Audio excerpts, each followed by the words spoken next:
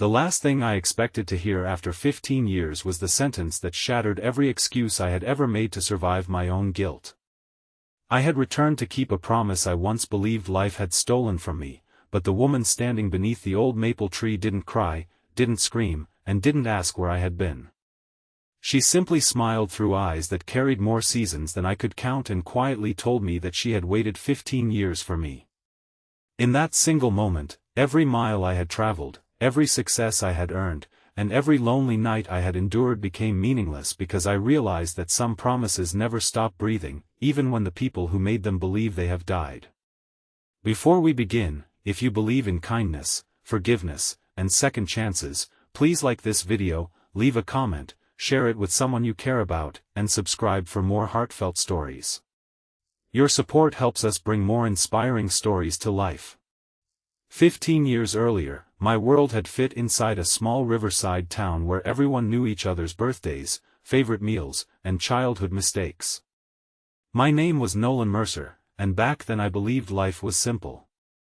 I spent my afternoons repairing bicycles with my father and my evenings sitting beside the river with the girl who made every sunset seem brighter. Her name was Eliana Brooks, and she had a laugh that could silence every worry hiding inside my heart. We weren't rich, and we didn't dream about luxury. We dreamed about ordinary things. A little house with a porch. A dog that would chase butterflies across the yard. Children who would inherit more love than money. Every promise sounded possible because we were young enough to believe that tomorrow always belonged to us.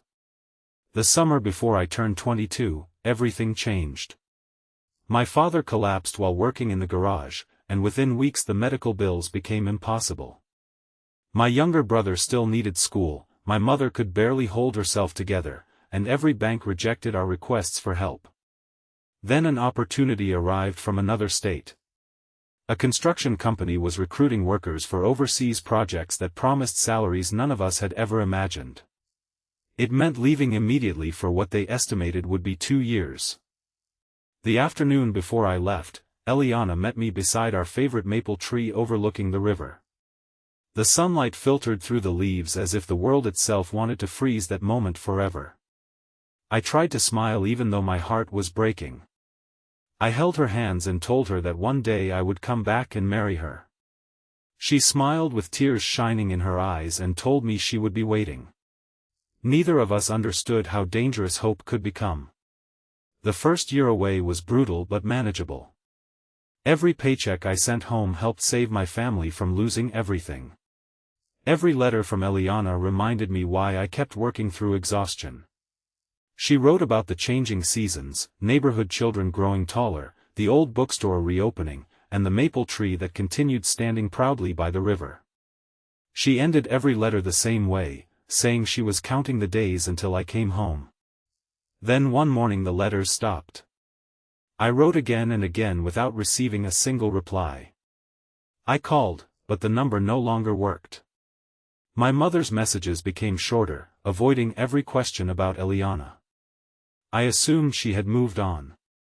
Why wouldn't she? 2 years had become 4 because my employer kept extending contracts with bonuses my struggling family desperately needed. I convinced myself that loving someone also meant letting them find happiness without me. When I finally returned after nearly 5 years, I learned that my parents had relocated to another town. My brother had started college. Everyone insisted I deserved a fresh beginning after sacrificing so much. Every time I asked about Eliana, uncomfortable silence filled the room before someone muttered that life had taken people in different directions. I lacked the courage to search harder because I feared discovering she had built a family with someone else. Cowardice often disguises itself as acceptance. Years passed. I built a successful contracting business. I bought a beautiful house overlooking the ocean. People admired my achievements, but no one noticed how empty every room sounded. I dated wonderful women, yet every relationship quietly collapsed because a part of my heart remained trapped beside that maple tree. My business partners believed I was simply devoted to work. The truth was much sadder. I had become skilled at building homes for strangers while never finding my own. Then my mother became seriously ill. As I sat beside her hospital bed during a sunny afternoon, she held my trembling hand with surprising strength. She looked older than I had ever allowed myself to notice. Her voice barely rose above a whisper as she confessed something that instantly changed everything I believed about my past. She admitted that Eliana had written every single month after I left. Hundreds of letters had arrived. She had begged for my address whenever I changed work sites. She had even traveled twice hoping to find me. But my mother, terrified that I would abandon my family responsibilities if I returned, had hidden every letter. She believed she was protecting us all. When Eliana eventually stopped writing, my mother assumed she had finally moved on. The room seemed to lose its air. For years I had blamed fate. Instead, love had been stolen by fear. My mother cried harder than I had ever seen, apologizing between broken breaths. She admitted she carried the guilt every single day, praying I would forgive her before it was too late.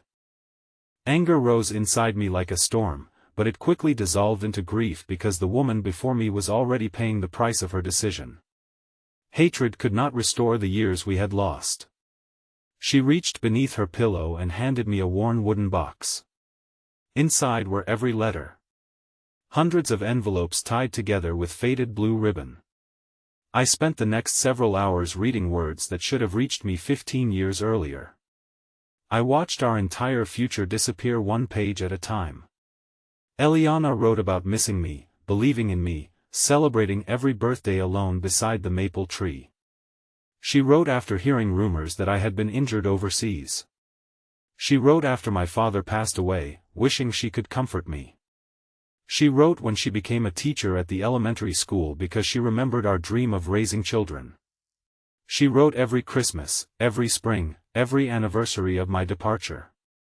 The final letter simply said she hoped I had found happiness because she would continue praying for me even if they never met again. I cried until the sunlight disappeared from the hospital window. After my mother recovered enough to return home, she asked for only one thing. She begged me to find Eliana. I drove back to our hometown the very next morning. Every familiar street carried memories that felt both comforting and unbearable. The bakery still smelled like cinnamon. The library remained unchanged. Children still rode bicycles past the river. Yet every step filled me with dread because I feared arriving too late. An elderly shop owner recognized me immediately. His expression softened before he quietly pointed toward the old riverside park. He said someone still visited every Saturday morning. When I reached the maple tree, I almost turned back. A woman stood beneath its branches arranging fresh flowers around a small wooden bench. Time had added gentle lines around her eyes, but kindness had preserved the warmth in her smile. My heartbeat became almost painful. She looked up. Recognition crossed her face before I even spoke. For several endless seconds neither of us moved. Finally, I whispered the promise I had carried for 15 years, telling her that one day I had said I would come back and marry her. She smiled with tears quietly falling down her cheeks and replied that she had waited 15 years for me. Everything inside me collapsed. I asked why. Why hadn't she married someone else? Why had she waited after all this time? Her answer broke whatever remained of my heart. She explained that love was never about finding someone perfect. It was about believing that the person who once held your dreams would someday find the road back home. She admitted there had been moments when she nearly gave up. Friends encouraged her to move on. Good men asked for her hand. She even accepted one proposal years earlier but cancelled the wedding because she realized she was trying to replace hope instead of healing. Then she revealed another truth I never expected. She had discovered my mother's secret almost 10 years before. Instead of confronting her publicly, she visited quietly every few months. My mother confessed everything and begged forgiveness. Rather than responding with bitterness, Eliana chose compassion. She understood that fear makes ordinary people commit extraordinary mistakes. Together they prayed that one day I would learn the truth. I stood speechless. The two women whose choices had shaped my entire life had both spent years carrying unbearable guilt. Neither deserved more suffering. I apologized for not searching harder, for accepting silence instead of fighting for answers, for allowing success to replace courage. She gently reminded me that pain had trapped both of us. Sometimes people lose each other not because love disappears but because fear becomes louder than faith. Over the following weeks we spent every sunny afternoon rediscovering each other.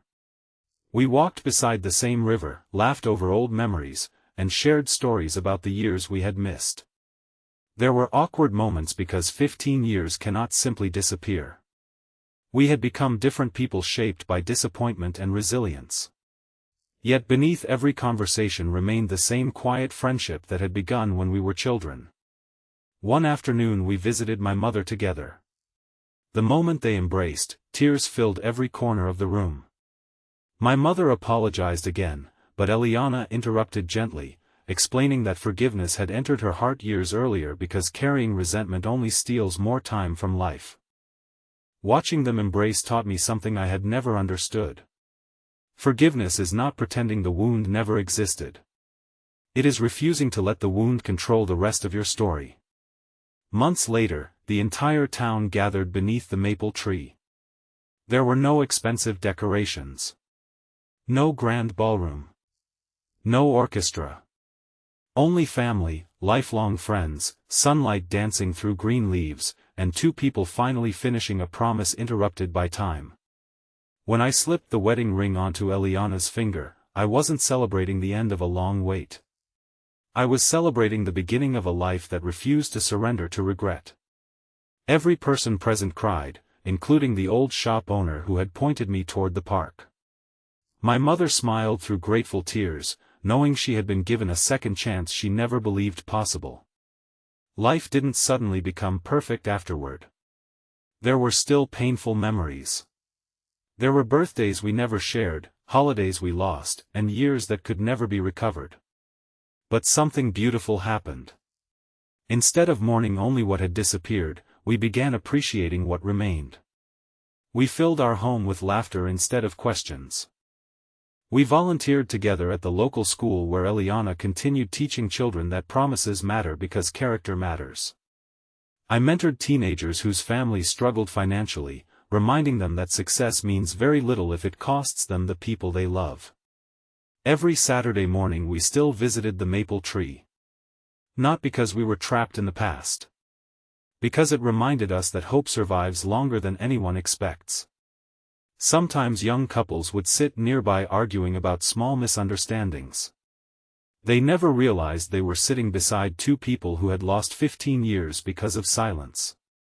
Whenever they asked the secret to our marriage, we always answered the same way. Never let pride speak louder than love.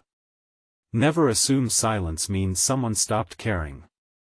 And never stop searching for the people your heart still calls home. Speech balloon special request: before the story ends, tell us in the comments, what would you have done if you were in this situation? If this story touched your heart, please like, comment, share, and subscribe for more meaningful and inspiring stories. Your support encourages us to keep creating stories that touch hearts around the world. Love does not erase pain, forgiveness does not erase the past, and time cannot return the years we lose. But kindness can heal wounds that anger never could, hope can survive longer than despair expects, and second chances can create endings more beautiful than the dreams we once believed were gone forever. If your heart still carries an old promise, an unfinished apology, or someone you never stopped caring about, don't wait for another 15 years. Sometimes the greatest miracle in life begins with finding the courage to come home.